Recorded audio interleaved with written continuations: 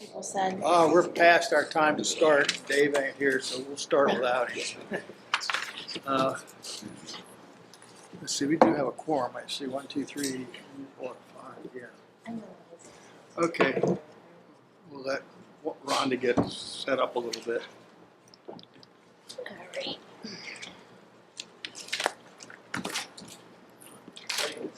Good morning, everybody. Roll call. Can I have a roll call? Okay. He is.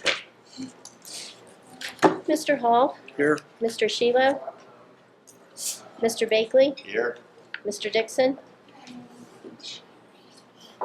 He's here. Mr. Artisan, Here. Mr. Carter, Here. Mr. Holsinger, Mr. Postles, Ms. Smith.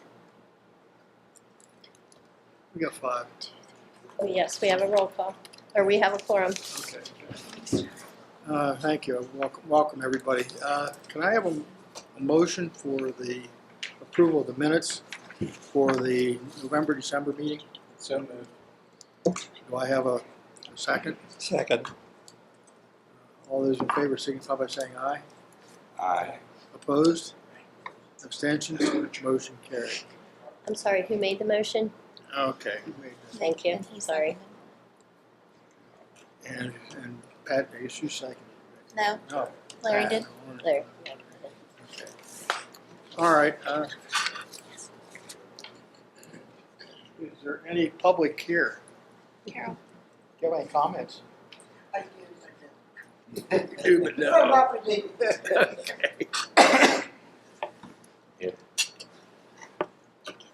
Okay, moving right ahead then. I guess, Kenzie, you got all these, right? Yeah. Yeah, I know. So number 4 on your agenda is for 415 Orchard Associates LLC. This is a proposed quick service drive-through, 3,300 square feet with associated parking, landscaping, and drainage improvements. This is located this is like the Big Lots Plaza off of Orchard Avenue, and this is Plank Road here. So this is Big Lots, Eaton Park, and then this is the proposed location for this drive-through. What restaurant are we getting? We We don't do not know. It is a mystery. It's just gotta be a fast food place, right? Yes, proposed Okay. quick service drive-through is what we know. Okay. So this is the What I like. proposed 3,300 square foot building. Bidirectional entry this way, or through all entrances. This one is onto Sterling Street, and this one is onto Orchard Avenue. 2 drive-through lanes are proposed here. I guess I can just read the letter.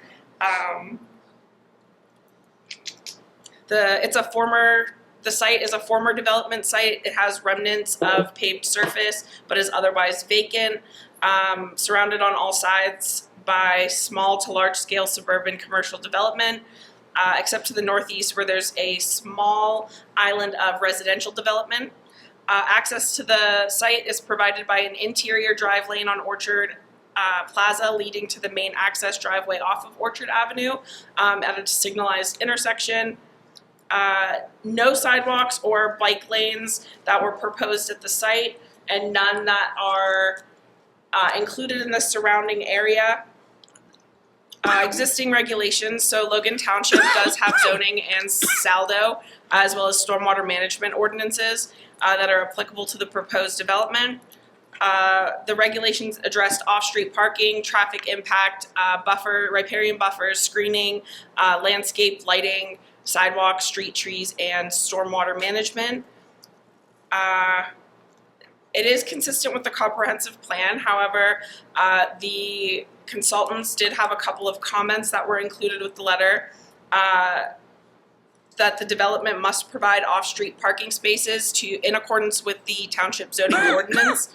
Of note that the 7 parking spaces in the front of the proposed building will be accessed from an interior travel lane in the plaza and not a parking aisle. So that is, I believe, these right here. Or no, these 7 right here. are accessed from this interior travel lane. Excuse me. And it says that it meets zoning requirements, but could cause conflicts as vehicles pull back out onto the spaces directly from the interior travel lane. So that's the front end over there to the right? Yeah. Yeah, this is the front entrance of the building here, So I it's- believe. Has sit-in, people can go in and sit and eat? I believe so, 3,300 square feet. Yeah. Sounds like they'll be able to have dine-in. The township subdivision and land development ordinance requires sidewalks with all land developments, and none are proposed here. The argument can be made that the provision of sidewalks is important for the long-term improvement of connectivity to the area, as well as it being consistent with other developments that are in that area that are pretty significant, like that Denny's, the plaza that's across the street, which has Denny's, Starbucks, a couple of, I think the Weiss is over there, Dunham's, that's like a big plaza that's right across the street there. So I think including sidewalks here, especially with a residential neighborhood so close, is a really important recommendation to make. The development will not increase any impervious surface, and such in accord with the township ordinance. No stormwater management best practices are proposed, or best management practices are proposed. The site does include new drainage facilities that connect to the existing stormwater system. The development is relying on the existing lighting of the plaza parking lot. It does propose 3 new lights, which do, if proposed, will meet the subdivision, land development, and zoning ordinances and cause minimal spillage and impact onto the surrounding properties. The landscaping plan that is proposed does include, as you can see from here, a variety of trees and shrubs, as well as a nice screening buffer here to the residential neighborhood that it abuts. I had no additional comments on this review other than what the consultant had originally pointed out, which is these parking spots here that were conflicting with this drive aisle. Other than that, Where would the sidewalks actually go if they did put sidewalks in? So there are no sidewalks that are proposed. This area here is Orchard Avenue, which that is the main road that comes off of Plank Road. This is where they propose to include them along here. Okay. All right. No, it is a shame that, they have to put additional parking or put parking in this lot when the whole entire It's a parking is lot. empty. Yeah. It's always empty. That's actually a great comment to I mean, include. I don't know if they can share that, if Orchard Plaza would give up some, I mean, it'd be nicer if they had more green space, more trees and planting and just, shared that parking lot. That'd be a suggestion, but Yeah, but people would have to walk then. on that walking, they don't want people walking. Might be good for them, right? Yeah, that'd be good for them. All right. Are there any other comments? All right. If there, I guess we can do I have a motion to approve the staff actions for item 4 of the agenda? Where's the pickup window, just out of curiosity? Is that the last car? on The line? last car. Yes, right here.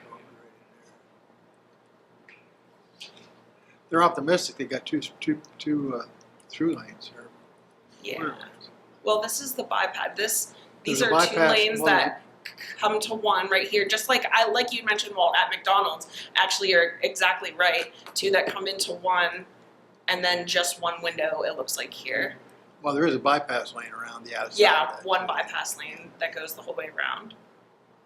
But there's no they don't put an access off of that onto Orchard. Okay, all right. If there are no further questions or comments, do I have a motion to approve the staff actions for item 4 of the agenda? So moved. Do I have a second? Second.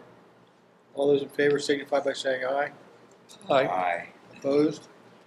Abstentions? Motion carried. I hope it's something I like. Me too. That's my thoughts. Originally in the paper, it said it was Trying going to to squeeze be, a lot of pig in the green boat. bean was going Green bean. Huh. in there. And that design is very similar to theirs they have down at 7th Street. Huh, okay. Then the last article in the paper said they bailed out. Oh. Just put the Because, new you know, it's Gene like- Miller Street. Can I just want to point out one thing. Absolutely. So, my name's Jeff Rakes, and so when she refers to the consultants, Denny and I, that have been kind of going through this, I think this is interesting, having worked with planning commissions. I mean, my favorite question that you guys posed is, where's the front of the building? So, this is happening a lot with these smaller sort of like Dunkin' Donuts, Starbucks sort of stuff in these suburban locations surrounded by parking. It's like, where's the front? Where's the front door of the building, and how should it be oriented? It's just interesting to hear you guys. I'm glad you noticed, because for us as planners, we're thinking about ways to have a relationship between the building and the street, and in this case, the parking lot. But I agree, Mackenzie's assessment is absolutely correct. I think the front of the building is on the bottom half of the southern part of this drawing, and they'll have the front door there. But it is weird. It's almost like it's exposing the back of the building to where the sidewalks are, right? So how would you get there? So it's very, this is a suburban sort of model, and developers often, you guys have seen this, they'll come in and this is their model. You know, this is what we get. Well, so much of this too, I don't expect that, in reality, they probably don't expect a whole lot of people to walk in. True. Everybody's using That's right. everybody's using the drive-ins now or drive-throughs. All you have to do is look at Chick-fil-A right around lunchtime out here or something. So But to the whole right there is all residential. yeah. Right. Yeah, there's potential. Big potential. The problem All right. with this is they tried to squeeze too many pigs in a poke. Well, of course. We used to call it 5 pounds in a bag, right? It's, you know, 10 and a 5 pound bag, right? Okay, let's move on. The next item is item 5 of the agenda. Yeah, so number 5 on your agenda is for the Leidy subdivision. Typically, we do not review these types of subdivisions at the meeting. However, we did have a couple of concerns with this subdivision that were kind of atypical, so we did want to put it in front of the board and just get some opinions on it. This is located off Piney Creek Road in Woodbury Township. The proposed subdivision is 3 existing parcels. They'll be reconfigured into 4 parcels to coincide with the last will and testament of the property owner. Existing Lot 1 will be enlarged to become Lot 1R, which will be 35.627 acres. Contains an existing single-family dwelling, on-lot sewage system and well. Future use is indicated as residential and recreational. Proposed Lot 4, which is 15.7807 acres, contains, it says the current and future use is agricultural. Lot number 5, which is 34.267 acres, includes 2 parts which are not contiguous, which is going to be the problem here. This is the aerial view of the property. These are how the parcels are divided. I kind of split them up by color. This is lot 5 here in red. This is the parcel that it's referring to that is being included as part of lot 5. This is a different parcel altogether here in yellow.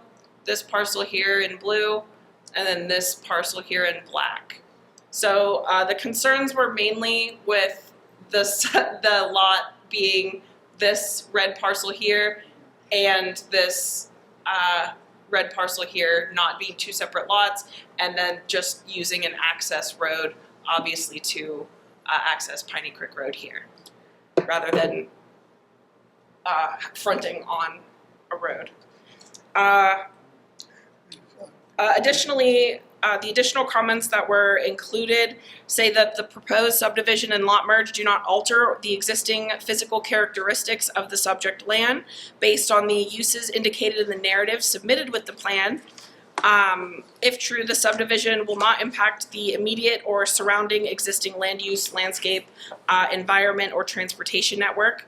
The separation of Lot 5 into two parts, however, was noted as unusual. The larger plot has the notation proposed Lot 5. The smaller part has the location part of or PO proposed Lot 5, which our developers pointed out, or our consultants pointed out, does not seem sufficient for what's happening here with this subdivision. Additionally, they noted that the non-build waiver, the DEP non-build waiver that was submitted with the plan, the form did not indicate the lot numbers for the non-building lots. So for clarity, the form could not be signed on our end because it was not sufficiently filled out on their end. And they specify that only subdivision plan sheet 1 of 2 was attached to the waiver submitted to Blair Planning. Sheet 1 includes a non-building notation but does not give or does not plot the 4 proposed lots. Sheet 2, which plots 4 lots, should be included with the waiver form, which is why we... Oh, additional comments, I'm so sorry. The additional comment was that the odd configuration of the proposed lots, the 20-foot due to the odd configuration of the proposed lots, the 20-foot easement serving the largest part of Lot 5, which is this dotted line that you can see here, that comes off Piney Creek Road. The non-building waiver and the township would do well to help the subdivider and future landowners understand that subdividing the land like this would affect the limited usability of the lot in the future and what potential things can be done Did they down make, the road. did they make any comment on why they just didn't enlarge the lot in red, the big lot in red, to include the acreage equivalent to that little space, and then just... There's an existing outbuilding or a house or Okay. something that's on this parcel here. Okay, all right, so it doesn't, yeah. It just seemed like it would make sense to add that to the one right below it, but maybe not, if it's already something on it, no. Yeah, so our recommendations were essentially just to revisit the subdivision and make sure that it is, like was mentioned in the letter, going to be good for future use for the property, so that future property owners would not have access or not have issues with having this be part of their lot down here if they sold off this land and they owned this. This is lot 5, this proposed 20, I can't even read it from here, 34.267 acres here, and then this additional part that it does not have any, it's not included in the letter that what the acreage is here, but that is included as that part of the parcel. This is the, so this is the small part of the parcel here, which is like this is that house, and then the rest of the parcel is just is wooded area down here.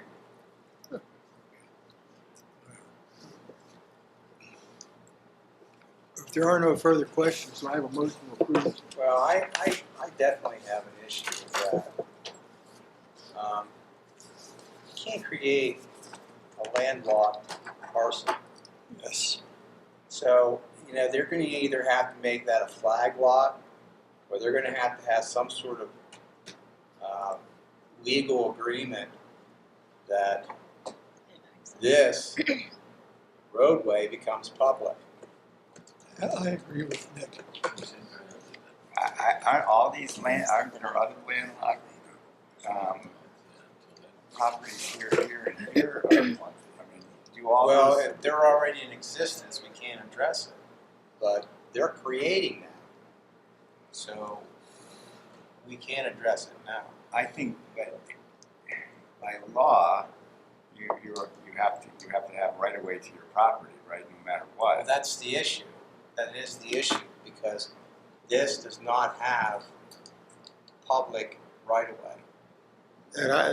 That road exists, is that It correct? exists, but is Part of it public? does exist Does currently. it need It to be exists, public? I think, right here. Yes, I think it has to be public. It can't be a private road. Well, it can be a private road, but there has to be a legal instrument in place. Like, you would have to actually make this like a flag lot, either through deed or by easement.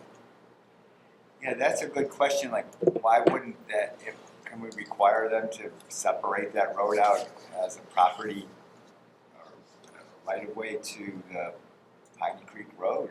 I mean, would that be a suggestion we should make? Well, I mean, it seems to me like, here's this big giant lot and, this, maybe they all know each other and have some kind of verbal agreement, but there can be legal issues with that. All of a sudden this guy's always crossing over the road. That like blocks, that severs that property into two. that's always what happens. It's not the people that do it originally, it's the follow-on generation. So, yeah, I have no problem with it, but would the recommendation be that they consider either they need a legal document creating that access as a public road, or they need they need to create a flag lot out of it? Does that make that recommendation in the letter? Are there any other corrections or additions? That and they need to fix the 537. Sewage? No, the DEP. The non-building waiver. yeah, the non-build waiver, we can't sign it as it was submitted to us because it does not include the correct information. Okay. So they just need to submit us a new waiver.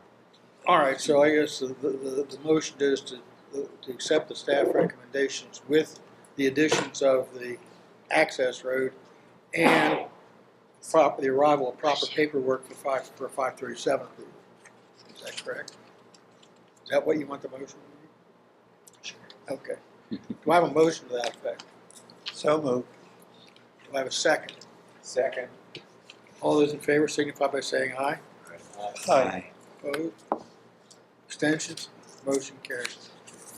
Item 6 is those items which generally just are staff reviews. Oh no. You had a bunch.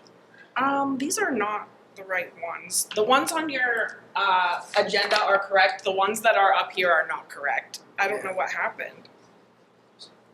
Yeah, the ones that are on your agenda are correct. The ones that are up here are old. They are not Yeah, correct. from last month before. Yeah, well, that's what happens with. I apologize. No, that's the cut and paste technology No, you're absolutely right. of Word. You're absolutely right. I don't know what happened. I'm so sorry. That's It's terrible. Exactly the way it happened. Yeah, the ones that are in your agenda are correct. Those are the ones that have been sent out to you through email this month. There are not many. There were just the one, Ryan and Hess lot merge on Woods Lane in Antis Township.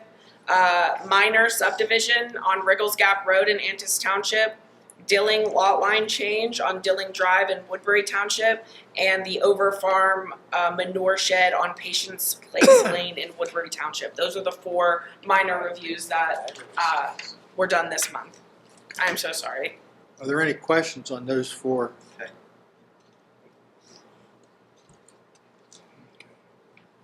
And not the ones up on the Yes, agenda? not the ones on the screen.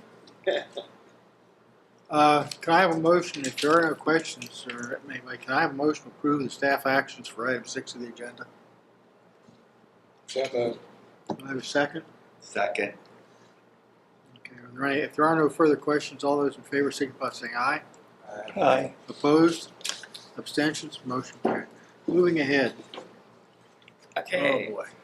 Number 7 is also the old information as well, but the ones in your agenda, I promise this is the last one. The ones in your agenda are correct, and I will read those as well. Those were for the County of Blair for Penvest Emerging Contaminants in Small Disadvantaged Communities Grant Program. That was for the PA and DEP application for that. The City of Altoona UPMC Air Quality State Only Operating Permit Renewal. City of Altoona Lucknow High Spire Terminals Title V Air Quality Operating Permit Renewal.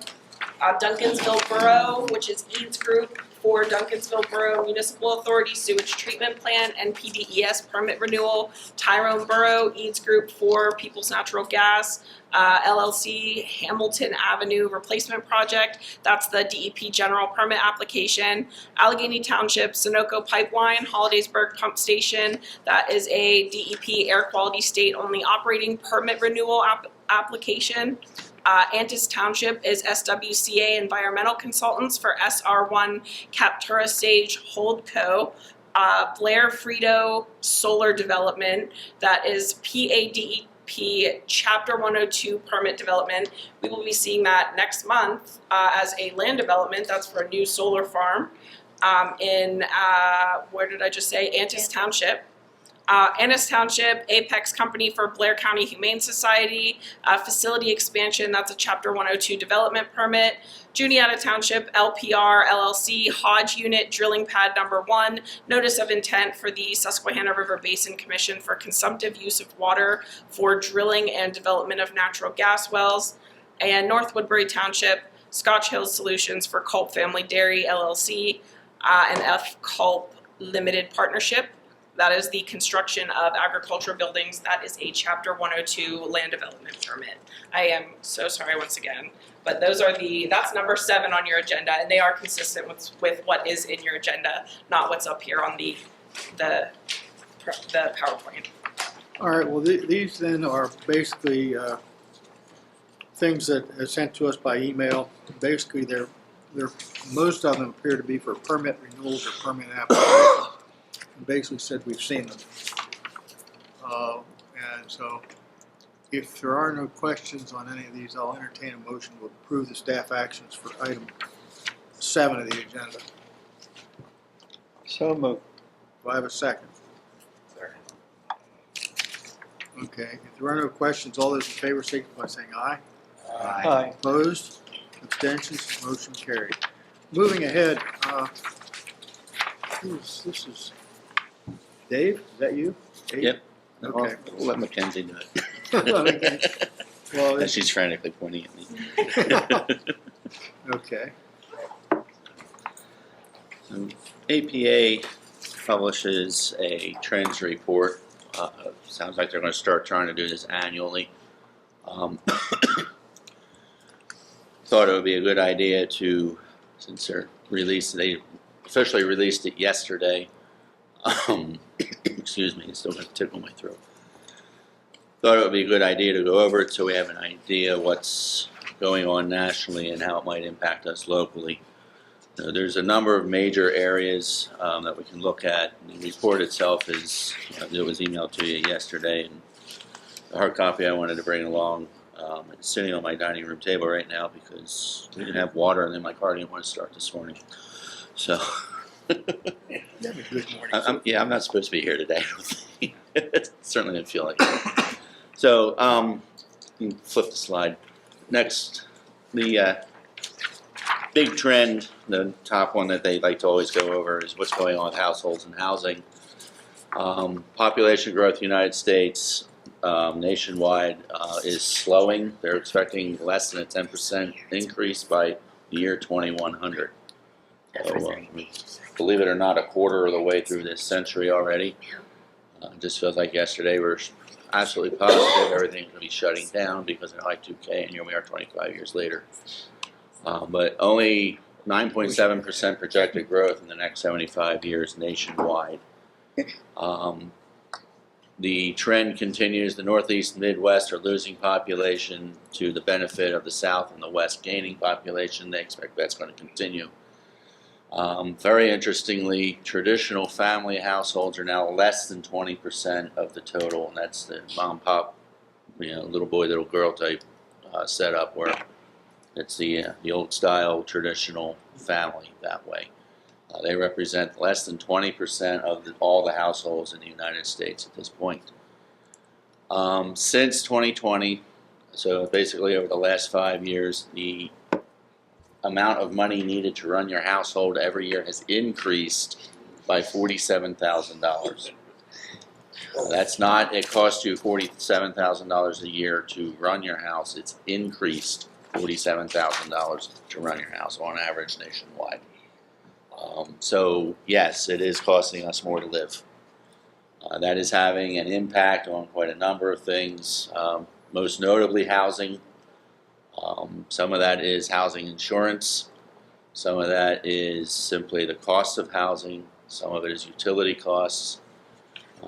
So that's your housing needs numbers, but then it impacts other things like what kind of car can you buy, what can you run in your car, what are you able to buy, what's your discretionary income like, what are you able to save, how much are you depending on a credit card or other kind of borrowed money to live.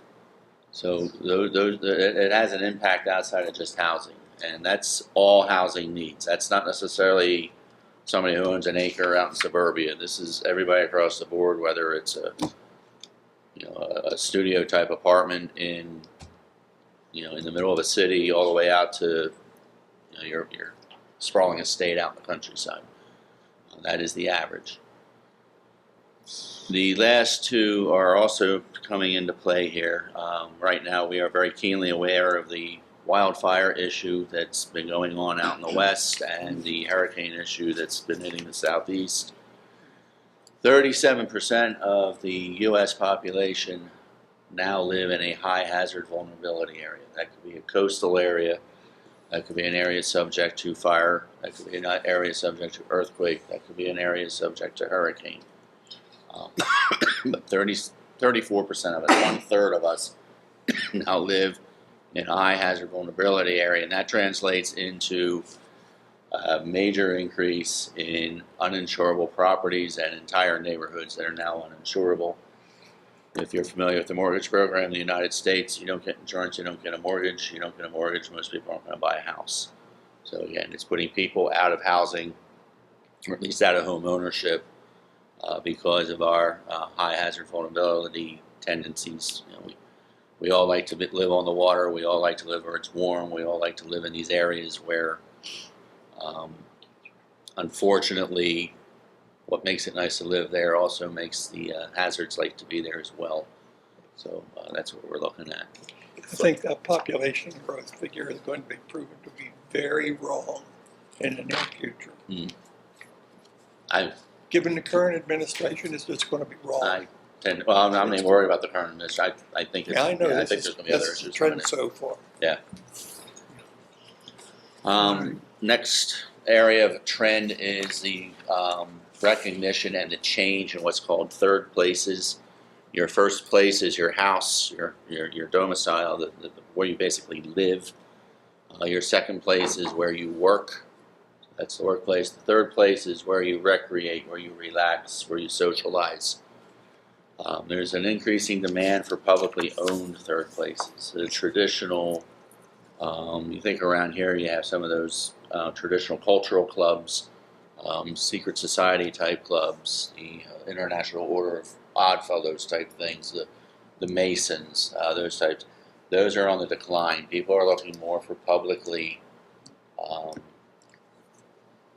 owned type settings where it's a park, it's a recreation center, it's things along those lines, and so there's an increase for there. The Taishoku Place theory, which is we're getting away from the segregated zoning. People don't want to be car slaves anymore. They want to be able to go from their first place to their second place to their third place. It's either close enough where they can walk or bike or use transit. They don't want to have to turn a key in an ignition to get there. That is a new demand that's really taking place, particularly with the younger generations. They don't want to be sitting around all day, end up shaped like me. They want to be able to get up and get out and get about, and they don't want to have to live in Altoona, get in your car, load the bikes in the back, so you can go out to Williamsburg and get in the Lauer Trail. They want the Lauer Trail in Altoona. That's what they're looking for. So that's that place theory. That's a newer theory that's been out for 2 or 3 years now. I think it was published in 2022. But it's an interesting thing. What was being looked at, the reason it's Japanese words, they were looking in and around, particularly Tokyo, but other Japanese cities, and what's making certain things thrive and what was making certain things start to stagnate. What they were finding was the areas in that country that were starting to model themselves in a U.S. development model were stagnating because they were separating things out and people were having to drive. It's not easy to drive over there, but where you had robust transit, where you could get in and you had things within walking distance and biking distance, those places were thriving. And they started looking around the different places in the world even, and the theory is holding true. Where you have the mixture of the three types of places, those places were thriving more so than the places that were segregating. Very interestingly also, we looked at the households, less than 20% are traditional. More households today have pets than have children. And why is that an impact? Well, I think we've all been in stores and wondering why Fido is sitting in the cart next to us. That's an issue. But also with our third places, especially the public third places, there is a demand growing. When we put the park in, we want the park to be designed to accommodate the dog or the cat. It's just there. There's a increased pressure to allow animals into more types of stores. I don't know if you've noticed, we have a few restaurants in town now that have actually put signs up that says service dogs only. And then, like I said, there's two of them I've noticed they put parentheses that emotional support is not service dog, which is true. And they're basically starting to help people know we don't want your animal in here. We're a restaurant. We don't need that fur flying around. Again, I can agree with that stance. There's a place for your pet, but restaurant's probably not it. But there's a demand in society to start accommodating the pet needs. And that's shown here, the dog park development, 40% increase in the last decade. And it's also something that's being in demand. There's actual changes to subdivision ordinances in the South and the Southwest, where we used to set aside parcels, say for stormwater or for maybe a little parklet or something like that. Now they want space set aside in subdivisions for dogs. And it's a demand on the development. It's an increased cost because it's land that's taken out from being saleable for the developer to something that needs to be set aside almost as an impact fee, and he's not making money off of that. So what he's losing there, he has to push onto the other housing, which bumps that cost up. So those are impacts we're looking at. Flip the slide.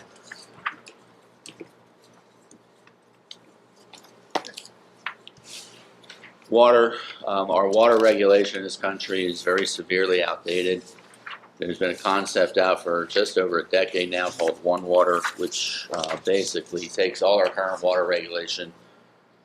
I won't say it throws it out the window, but it certainly takes it behind a curtain and comes out looking totally different. Stormwater is one thing, flooding is another thing, water treatment, wastewater treatment. When it comes right down to it, it's all water. And there's a trend now to recognize that and get rid of these silos that are within just that one topic area and create a sort of a super regulatory, what I want to call it, a unified, that's a better word for it, unified regulatory scheme that covers all areas of water. Because what's been happening is we got the people in the stormwater silo writing regulation this way, and say people in the floodplain silo writing regulation the other way, and it's either leaving gaps or they're conflicting, and it's making it so you can't do anything. So that's coming along. Water availability is becoming a big issue, and it's surprisingly more noticeable in the crop growing areas in the Midwest, even this area.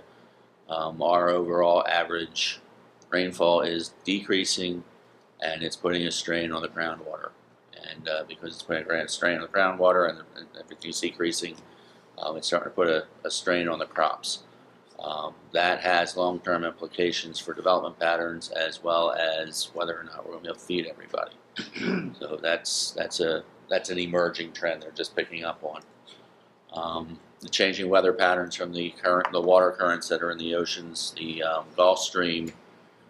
There was one study done over in Europe that is showing that it possibly could just all of a sudden catastrophically collapse by the middle of this century, which would completely change our weather and would tend to freeze Europe.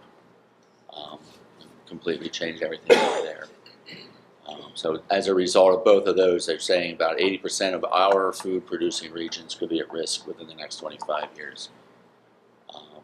And then these last three are impacting our water availability.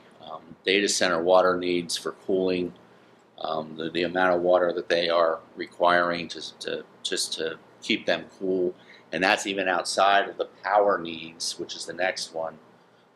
But just the water needs for the data centers is huge, and then you add in the increased water needs to power those things, and we're diverting a lot of water just so we can run our smartphones and run the internet. And I think it might have been Mackenzie. I was telling somebody yesterday that people are starting to realize that we always hear don't do this, be eco-friendly and use the internet, but when you start looking at this kind of thing, this is renewable, and electricity is really not when you look at where it's coming from. So which is really more the eco-friendly medium. It might be the paper in your hand, not the internet. But we have some major issues coming with water in the next quarter century that are going to have to be addressed. Next. In the workplace, we're seeing an increased blurring of the line between work and leisure. Very, very recent trends, like in the last half year, it seems to be that might be backing off a little bit. Yeah, but we're definitely the last week. But the line between work and leisure has been blurring for the last 5 years. APA, with this study at least, is expecting that to continue, just because they're expecting that the younger generations are basically pushing for that, and they're demanding that as part of their work experience. Right along with that, alternate work week patterns, a 4-day work week, whether it's 40 hours over 4 days, or we cut the work week back and it's 8 hours over 4 days, and we just simply have less working hours. 80 hours over 9 days instead of the usual 10 days. The different work at home situations where you telecommute on a regular basis, telecommute as necessary. You have a health issue or doctor's appointment in the middle of the day, and you're just going to work at home for it. Those types of things where we're changing our work patterns, and it's having an impact on our local economy because people aren't in the office, and the office areas that used to have the what I call the office support areas around it, the restaurants and the little places of entertainment for afterwards and all like that, are having trouble surviving because the people simply aren't there to support them anymore. And because we don't have so many people in the offices, especially in the big cities, we have a lot of vacant buildings that are cropping up.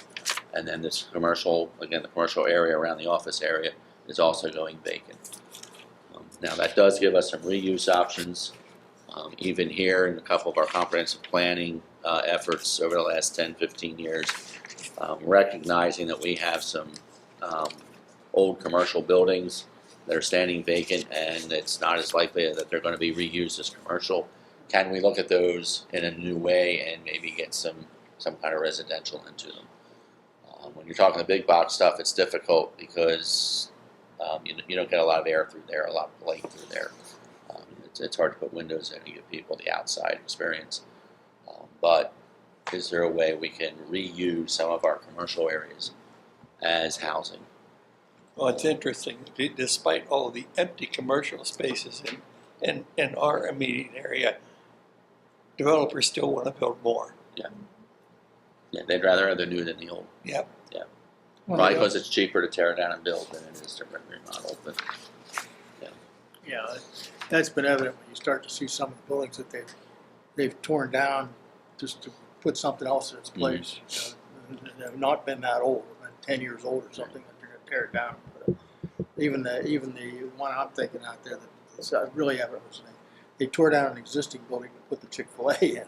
Yeah. Yeah, and stuff like that happened. well, how many McDonald's have they torn down to put a McDonald's in? Yeah. It's the same thing. Perfectly good building, but it's just time for a new one. The other thing with the workplace that was interesting is usually, historically, if you ask somebody, kind of what your self-identity was, you'd say, "Oh, I'm an electrician, I'm a doctor, I'm a planner." Who says that? But people don't identify themselves like that anymore. They're identifying themselves in different ways. And it's lessening the role, the impact, the importance, the feeling of need within the workplace. Yeah, work is just something else I do, but it's not really what I am anymore. And that's that next thing. Our leisure projects and our hobbies are replacing work as our primary focus. And then this last one was interesting. When they released this yesterday, they mentioned this working through retirement. For the first time in history, the United States workforce spans 6 generations. The youngest members of the silent generation, which are the ones that are the next generation older than the boomers. Then we have the boomers, then we have Gen X, Gen Y, Gen Z, and Gen Alpha.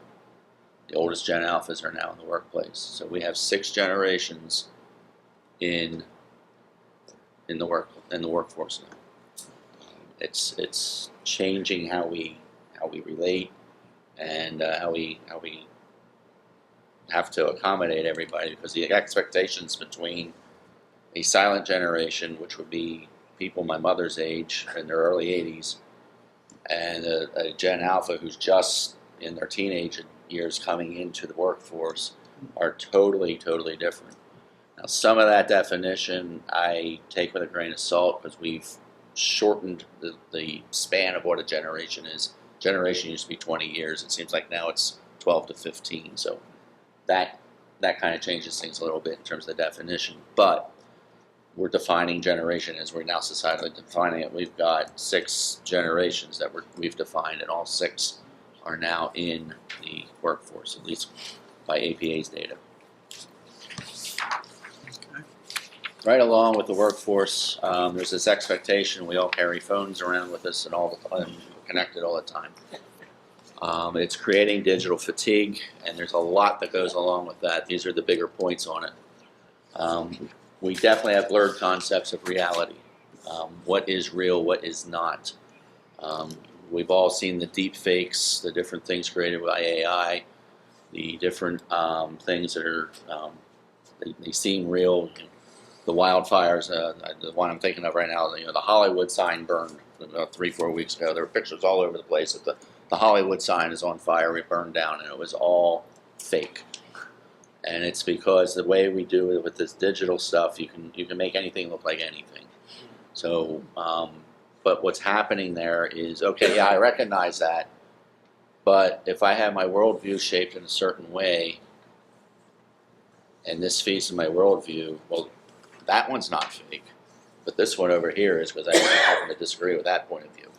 And it's really messing things up, and then it's spreading the distrust and the deception that's going around. Social media, it's addictive. We look at it, they've now proven that it does the same thing to the brain that certain drugs do for the validation, and we need to unplug ourselves from it. And there is a right to disconnect push. There are areas now that have passed laws that you have a right to be disconnected. The certain employers expect you to be on call all the time and have your phone on, and if the boss calls you at 2 in the morning, you're expected to answer the phone and do whatever, whatever the phone calls for. So we now have, in support of well-being, right to disconnect laws getting passed. Also, the high speed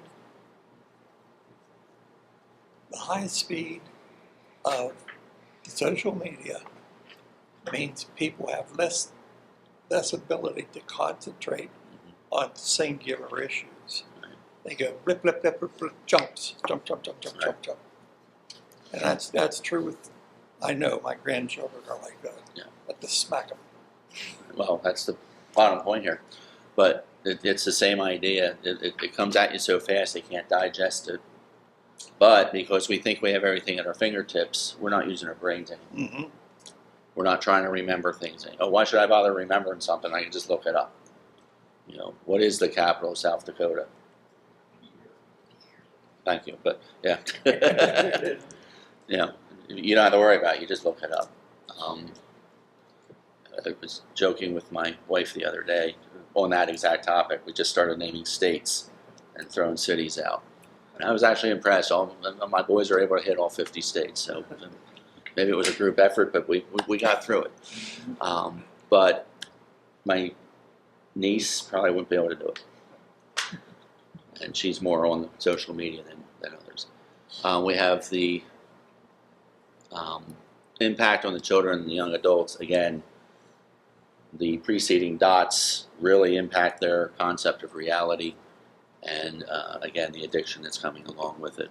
So we got to look at what the impact of all this digital technology is on us. Alternate energy, because of some of these data centers and the charging cars and things like that, there is a spiked interest in renewable energy. We are seeing it here. 15, 20 years ago, we had all the windmills getting put in. Now we're getting all the solar put in. So that's coming along. However, it's not coming along fast enough, and we still have a resurgence of what I'll call the traditional energy, the fossil fuel-based energy. However, with the newer energy, it's requiring a different type of material, and they're saying the raw material demand will quadruple in the next 15 years. And that's mostly mining of some precious and rare earth minerals, things that, yeah, the lithiums. That was the one that came out most because it has the most attention right now. But there's other rare and unusual metals that get used in some of our newer technologies and our newer ways of producing energy. We have to find it, we have to develop it, and we got to find a way to dispose of it when we're done. And that's that third point there is there are practical ways to dispose of them, and there are good ways to dispose of them, but there's none that are practical and good. And what are we doing? Nuclear power has been out for longer than I've been alive. I'm in my mid-50s. We still don't have a good place to put our nuclear waste. And Well, the American view of nuclear power is very different from that of the Europe. rest of the world, yeah. Over the rest of the world creates small units by a singular design. Americans think engineers can do everything, and the bigger the better. Right. And the result is shown on the number of nuclear power plants. And they've all had the same problem, and it was predicted before it started. No backup water system was ever tested, and they've all failed for the same reason. Other issue with mining is a lot of these metals are in areas where there are whatever disadvantage there is, but they're disadvantaged areas. Disadvantage doesn't necessarily just mean poor. It could be people who are disconnected, who are just that rural, or just don't have the political clout to be able to say no when the big mining companies come in. As a result, we need to either increase our efficiency or reduce our reliance on energy. It'll probably be a combination of both. The other side they're seeing here is we need to reduce personal transportation for the large en masse movements, identify where people are coming from and where they're going to, and find an alternate way of getting them there, whether it's simply putting a bus line in or if we have to build rail or something along those lines. But we're thinking, fossil fuels, we'll just switch our cars over to electric, but we're showing that the electric now is just as bad as the fossil fuels. We need to get away from personal transportation. And then just flip this one I just put in just for the entertainment value of it. But they actually call it the mushroom-preneur industry. This is a new trend we may start seeing here because we are actually a targeted area. We are an area that can actually grow mushrooms. It's becoming a very, very, very large industry. It's got many multiple benefits. We have the health benefits. They're finding that certain ways of doing mushrooms and other fungi actually will help lower cholesterol and speed up the healing and the quality of healing when you do organ transplants. It actually helps the body accept the organ transplant. So they're growing mushrooms to help. Pennsylvania always was. Yeah, we're big on down mushrooms. around Chester. Yeah. That was the largest mushroom producing area in the whole country. So, but yeah, nationally, we are right in the middle of a big mushroom region, ecologically. Mushrooms, we were just talking about energy. Mushrooms can produce an alternate fuel, and they help with plastic pollution and micropollutants. So, we need to, we mentioned the strain on our food systems a couple slides back. Some of this fungus can help us transition over to a sustainable food system. But this last dot really got me. This industry was nothing 5 years ago, and it's expected to triple again by 2035. That's 10 years from now. So they're expecting it to become this huge, huge thing. So if you've got money you don't know what to do with, this might be a place to sink it. Yeah. So, and that's about it. I don't know if we want to, something triggered you and you want to talk about it, or if we just want to digest it and move on, that's fine too. But I just found the trends to be interesting because a lot of that is overlapping. We're seeing it locally. Where we are, we tend to think we're a little isolated, or the old saying, it's easy to plan here because all you have to look at what everybody else was doing 20 years ago. We're right in with that on some of this stuff, and it's not so true anymore. So, I had something to talk about water that happened to me this summer. My wife got involved with a church group that was doing some kind of like ecological, climate change presentations. Like they would give each week there was some kind of a different presentation on, some kind of slideshow or something. But one day we had a tour, and I went on this tour with him. I can't remember the guy's name right now. It escapes me. His first name was Eric, and he is a guy who restores strip mines and replants them, trees and things like that. They're trying to bring the forest back into the strip mines. So there's all kinds of things that are involved in doing this.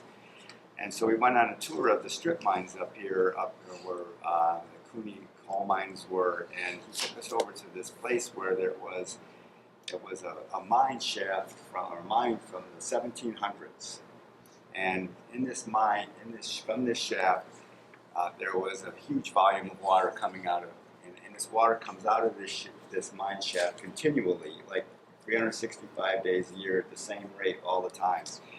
And they have determined that 80% of the pollution that goes into Katanning Runs comes from this particular mine shaft. Like, in other words, like where if you took Katanning Run, way up into the mountains up there where it comes together at this point is where all this pollution starts with the acid mine and the heavy metals.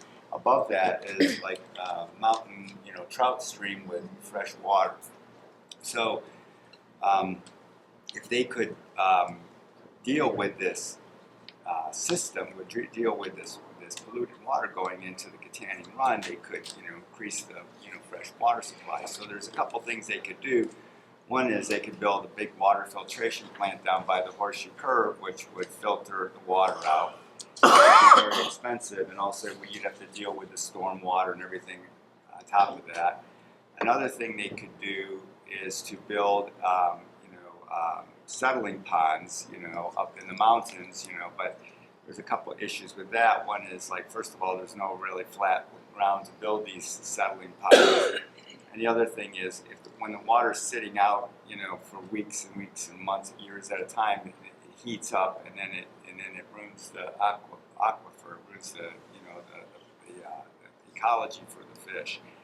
So he said that there's a plan to build a filtration plant right on the site in the strip mines where this water is coming out of the ground. Right there, they can build a filtration plant, where the water is treated immediately when it comes out of the ground. Maybe it lose a couple of degrees of temperature and can go back into Katanning Run at that point. And apparently there is money for this particular. It's in the Biden infrastructure plan, or whatever that infrastructure plan was. There is money set aside for this filtration plant at this point. And I have to verify all this. He was talking what this guy told us. And if they build this plant there, Altoona and our region would never have to worry about drought conditions ever again. We would have so much clean water coming into our reservoirs, that it would stop, that issue. The other thing I wanted to talk about was we talked about reuse of buildings. Like, is there anybody talking about what we're doing with all these vacant malls now? Is there any discussion of that? That's Turn part on of, the casinos. they're talking about turning them into, Casinos. Bicycle racing. it reminded me, it was a book first. There was a movie back in the 70s called Logan's Run, where everybody lived inside. They're talking about creating Logan's Run communities. Wow. You put the residents on the outside so they get the windows, or on the top floor so you get the skylights. And then on the inside of that, you would have, because it would support itself, you'd have some boutique type shops and maybe small food, grocery type shops and all like that. And then the main part of the mall would still be kind of like the main street. But yeah, there's all sorts of talks, and that's just one model. But I said, are they going to kill everybody at age 30 still? Yeah. That was the big part of that movie. But yeah, but there has been talk. They said the big problem with that, and we ran into that talking about, I guess about 3 or 4 years ago, before Burlington Coat Factory went in there, they were talking about putting housing in the old Toys R Us, and they said there's no windows. You can't put people in where there's no windows. The old, I think it's a car dealership over by the Elizabeth, it was the same issue. They were talking about putting housing in there. The building was too big, you couldn't get any kind of air or light into the interior of the building. So there are those type of issues where the commercial buildings are that big that you can't easily do anything with them. I'm sure you could retrofit and get skylights and air moving through. I mean, if you look at what they did at the old steel mills in Bethlehem, huge buildings, and they built entire neighborhoods inside these buildings. Oh. And there's no natural air and light that actually flows from the outside, but you have air and light that flow within the building. Mm. Very interesting. And yeah, but they literally built stick-built buildings inside the old steel mills. And yeah, it's kind of an interesting reuse, and apparently it was the place to be. All right. Yeah. Moving on, this is a discussion we can carry on later. But, yeah, you'd like that. There's one on a show called, it's on a channel called AEW or something like that. You Live in What? Have you seen that thing? Yeah, that was really like you'd like that one. It's adaptive reuse of everything from guys living in water silos and old barns, converting them into residential properties. It's a TV show. Yeah, it's really kind of an interesting show. I mean, because there's some innovative people out there who really come up with some strange. The one they were talking about was one of the main buildings in Dallas, where it's an old office building, a bank, and that they've converted into high-end residence. And it's kind of there's some guy living he converted the county jail in Salem, Massachusetts into it's luxury apartments is what he's converted it into.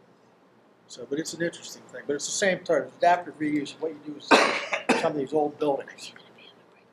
But that's okay. Moving on. Let's see if we can wrap this up a little bit. Coordination and Walkworks, is that me. you? Yeah. You So again. number 9 man. on your agenda. I It's don't the need any. Mackenzie show. I don't need any action on this. Just a brief update for you and an invitation.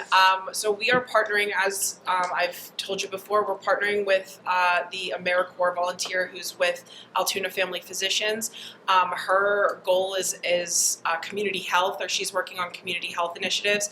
And the fundraiser that she's working on is a Glow Walk fundraiser for Family Services Incorporated here in Blair County. And we've partnered with them to make it our kickoff Walkworks event for the spring. So you are more than welcome. I will send out some invitations through email. But we have partnered with Lakemont Park to use their Lakemont route, which is one of our really nice Walkworks routes. But it's going to be May 10th. And it's free to attend, and it's going to be, we're having food vendors and community vendors and games and prizes, and also a walk fundraiser that is, again, raising money for Blair Family Services. But yeah, it's been a lot of interesting. I've learned a lot about community health by partnering with our friends at Altoona Family Physicians and working with Zoria, who she was at our holiday social. So I think it's a really beneficial partnership. We are working hard to put this together for you, and I would love to see some of you guys there. But like I said, it's May 10th. I will send out some invitations to your email and some other information so that you have it closer to the event. But yeah, that's kind of what we've been working on with WalkWorks to get that kicked off for the spring. Okay. So that's gonna happen. Okay. Moving ahead. Item 10. Rhonda, is that you? Item 10 is the Fort Roberdeau contract. We just need a authorization to sign it. Okay. That'll, instead of coming down to October and scrambling for it, we'll get it out of the way now. Okay. Do I have a motion to accept the staff actions for item 10 of the agenda? So moved. Do I have a second? Second. All those in favor, signify by saying aye. Aye. Okay, approved. Okay. Dave, I guess this is you. You are planning this, and Wes. Wes, This is a resolution giving Dave the authorization Yeah. to sign the annual agreement that supports the work of the Blair Metropolitan Planning Organization. And all the subsequent documents we got to do to get it processed. okay. Okay, so that's also all we need. Do I have a motion to approve the director and proper official signing the Unified Planning Workshop, our work program, And all the other documents. and all the related other to it. documents associated with it? So I have a second. Second. Are there any questions for Wes while we got him here? He doesn't really show up at these things. He's been here the last number A of couple times. times. I guess. Yeah, he's been here the last couple times. Actually, probably 6 or 7. Too quiet back there. Get your seat up here, Wes. Anything? Any questions for Wes? Okay, so we have a motion and a second. All those in favor, signify by saying aye. Aye. Aye. Opposed? Abstentions? Motion carried. Dave? I don't have too much today. What? We are looking at a partnership with Healthy Blair County Coalition to sponsor I forget the name of the day. It's a food day where they're going to have a summit where people are going to come together and talk about the food system deficiencies within the county. They'd like us to partner with them with a sponsorship, which is we're heavily involved with the Food for Life community anyway. So it would be a sponsorship of $500 on that, which I actually do set that aside to support HBCC. We put a couple thousand aside a year for that. So we should probably get a vote on that maybe. I should have put it on as a separate item. Now I'm thinking about it. To support the sponsorship for the Food for Life community. So you want a motion to, what's your motion going to be? To approve? To support a Support sponsorship for the Food for Life Summit to the amount of $500. in an amount of $500. Do I have a motion to that effect? So moved. Do I have a second? Second. All those in favor, signify by saying aye. Aye. Now, I had a question on Dave. We're changing, we've been changing some things around a little bit. One was how we're making the appointments. Mhm. That's in progress, right? Mhm. That's just going to happen. Yeah.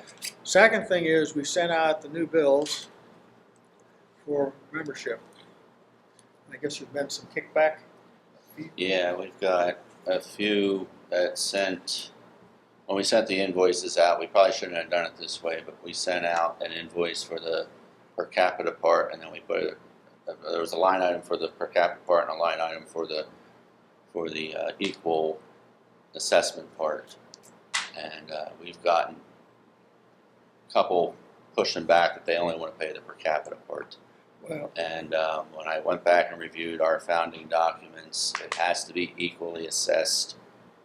And my understanding is it's basically all or nothing. so, okay, so that, we need to send that, we need to address Yeah. that and tell these people that. Right.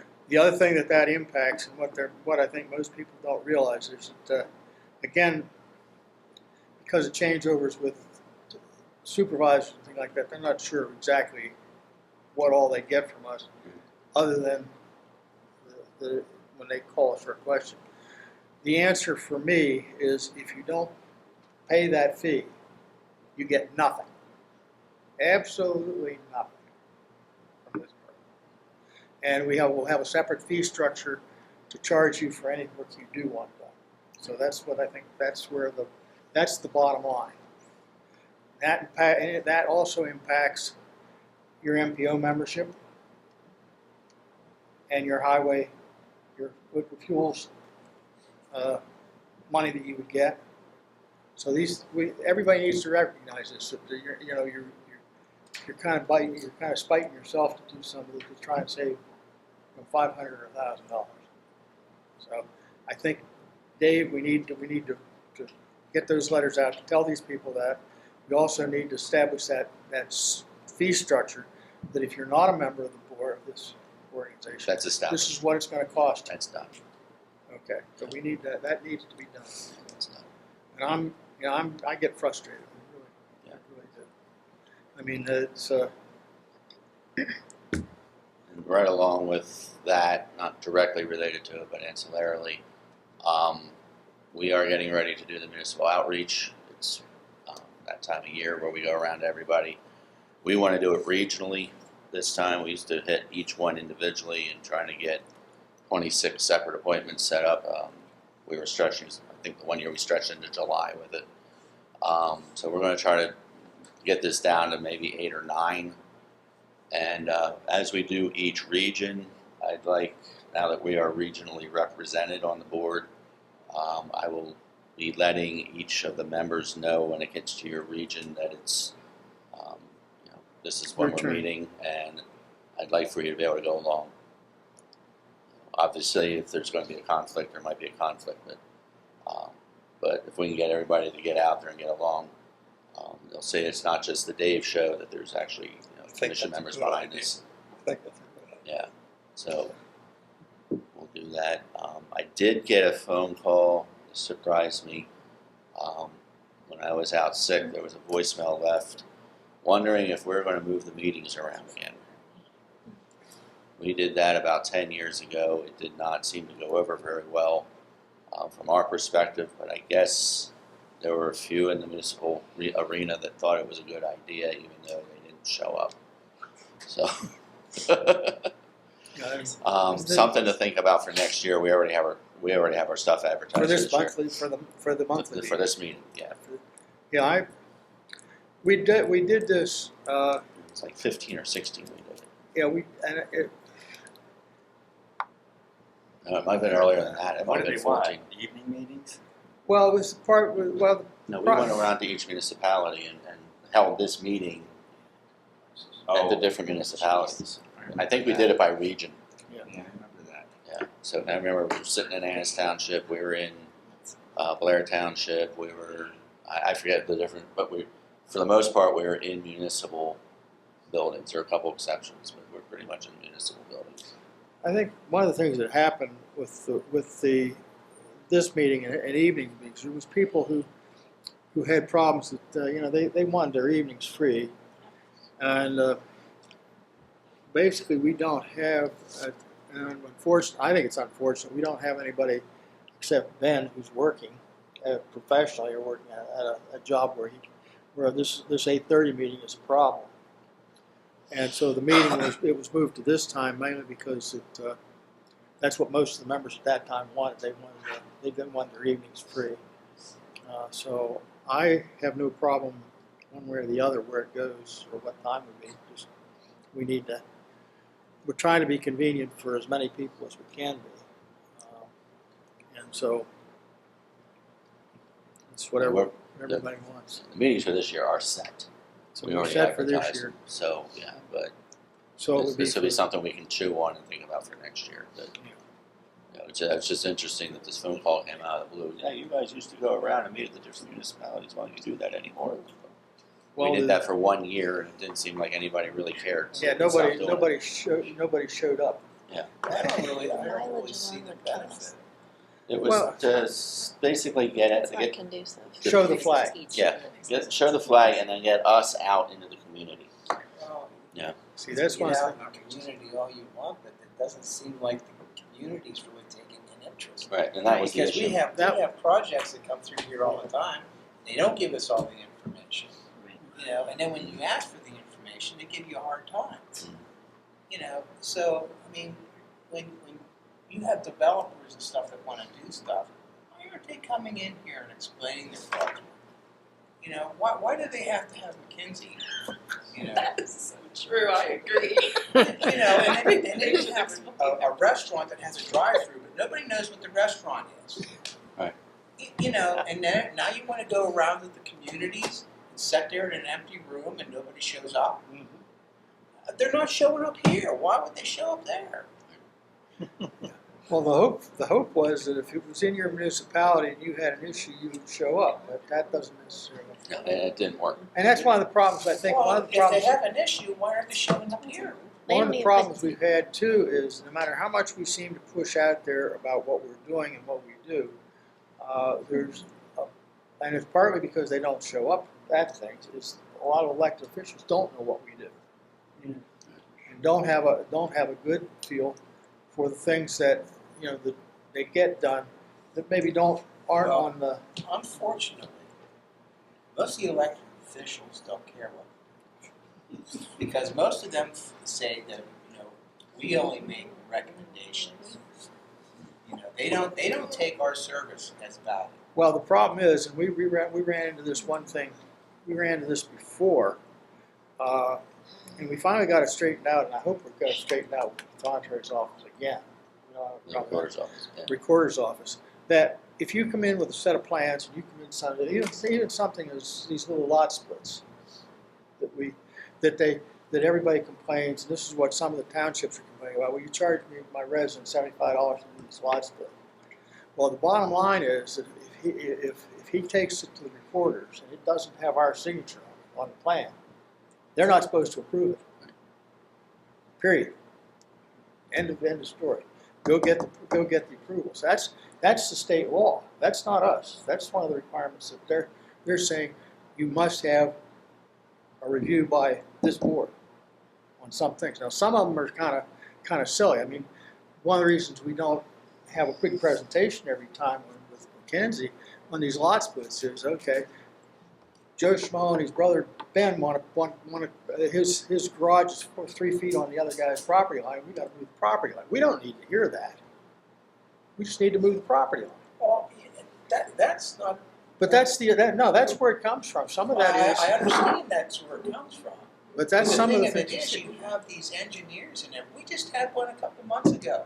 What it is And Nick is spoiled. When we did planning in the city, they had to show up. Well, it's not only Well, that, well, but we got- you have subdivisions, and they're supposed to give you a legal description with that subdivision. They don't. Do they give you a legal description?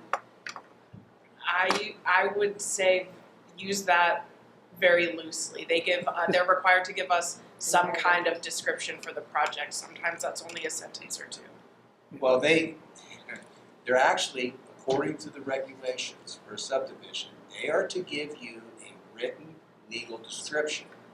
That legal description is what they use in the deed, because when it gets recorded out at the courthouse, it gets attached to a deed. I would say no, we don't. No, you don't. I would Because say why they not. don't, they don't value us. They just think, oh, well, I'll submit this. That takes care of the law.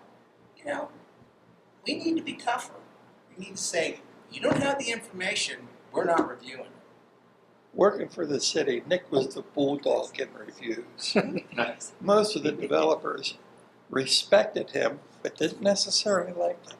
No, they didn't like it. Well, I mean, If I would have had a horse, my horse's head would have been in bed with me. I think the issue probably is that, again, when it comes, but we're kind of down on item 14 here. We kind of skipped. We've already done Dave's 12, and we've done, and Yeah, we Amy kinda isn't here, so we're down to 14. But Unless you're Amy today. let's see. Are you Amy today? No, she didn't have anything to. Okay. So we have But- 114. But it's more, we keep trying to tell people what there's some things that we're required to do that they don't realize we do. And that's, we've tried to put out all sorts of information and that. And like I said, it's, they've got a lot on their plates and they don't want to listen. You're right on that. So, okay. One little quickie with number 12. I think everybody's aware of this, but Sherry will be back starting Monday. What's that rubber ball sound? What's that rubber ball sound? You keep bouncing back to me. I'll keep bouncing back. That's too old for you. That's my generation, not yours. Come on, Sherry. Very We gotta happy to pick have like you that. Okay, moving right along. She'd give me the dagger real quick. Okay, moving right along. Is there any other thing? I guess we got to do 15. We got to ask. What he wants. Yeah, I got one question. Those invoices you're talking about now, are they two separate invoices you send to the No, it's municipalities? one. It's for per capita and Yeah, that's the local share invoice, but this year we local split. share. Yeah, this Yeah. year we put line items on it instead of just making it one invoice. So Yeah, we they're picking and choosing which What they line want. item they want, and they can't do that. we can't do that. They only want to pay some of the line items? Right. Okay. And that's the It'd be like getting your electric bill and you want to pay the Giving generation them charge, too but much. not the distribution charge. Giving them too much information. Yeah, it's well, yeah, Which we wanted to do this year because it was a change. We Yeah. want to do it as So a this is the courtesy. first time you've done it this way? Yeah. Yeah. And the reason is that part of it is that for years, if you do it on a per capita basis, and everybody gets the same service out of it, then the smaller municipalities get a free ride at the benefit of, say, the Logan Townships and the very big municipalities. And so it's just an attempt to try and even things out. It's not trying to do anything. So do they have a deadline they have to pay this invoice? Well, we're going to have to. On the invoice itself, it's through March. By the actual agreement, it has to be paid by June 30th. June 30th. We're going to have to. We're going to have to be. There is going to have to be. If you decide you're going to opt out, you're not going to be a member of this board. Then there's going to have to be a fee structure for anything you do that this board does for you. So this invoice is like 500, did you say? No, it varies for the Varies by municipalities. municipality. Yeah. But it still has to. One of the things that has to end up is that it does impact things like your liquid, what you get for your fuel assessment from PennDOT, whether you get highway transportation money or not, from PennDOT off the liquid fuel, off the gas tax. It impacts these things, of whether you get ordinances and things that were required review, whether we review them. If you're not a member, then you're going to have to pay a fee to do that. That's all there is to it. We can't continually give anybody a free ride. We can't do it. That's good. So, okay, are there any other things that? If there are no further things on the agenda, I guess we got a list of things we can go to. Those are all correct. They're all correct. Okay. If there's. So your note, SCORP stands for the State Comprehensive Outdoor Recreation Plan. They're doing a series of, they just updated it. They're doing a series of trainings on it, so we have an understanding what it says, what the purposes are behind it. So when we start applying for funding, we know how to tie it in. That's all that is. David, is there any way we can? Okay. If there are no, If if there's nothing else, I'll entertain a motion to adjourn. So moved. No move. Do I have a second? We're out of here. You talk about